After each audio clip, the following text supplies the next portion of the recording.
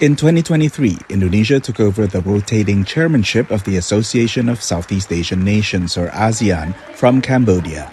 But one issue, the military rule of Myanmar, which began when the army seized power 2 years ago, threatens to overshadow other items on ASEAN's agenda. The U.S. State Department says there are credible reports that the military's crackdown on its opponents has resulted in thousands being jailed, tortured, or killed.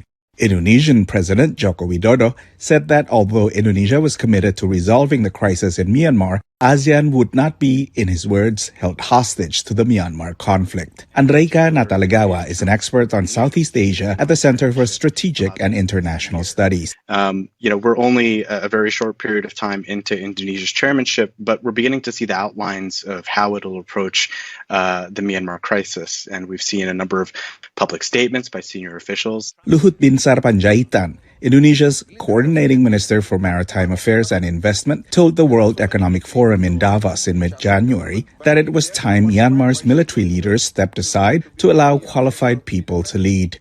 Meanwhile, President Widodo said Indonesia would send one of its high-ranking generals to Myanmar to offer advice on transitioning from military to civilian rule. Patrick M. Cronin is the Asia-Pacific Security Chair at the Hudson Institute. I think Indonesia is serious about wanting to improve the situation in Myanmar, but I think they're also reluctant to look like they're meddlesome or to be counterproductive, to engage in counterproductive activity. And they don't think blanket sanctions, they don't think stopping all dialogue is very productive.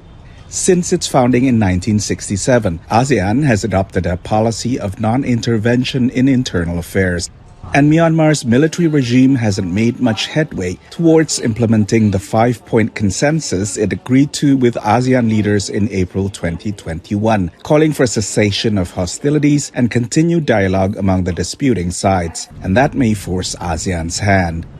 If Myanmar has not reached or implemented any of the points from the 5-point consensus by April, then there should be consequences for them. President Widodo told the Reuters news agency he was prepared to act decisively if Myanmar did not comply with the consensus, but he did not elaborate on what actions Indonesia would take. For Yuni, Salim, Nova Poerwadi, VOA News.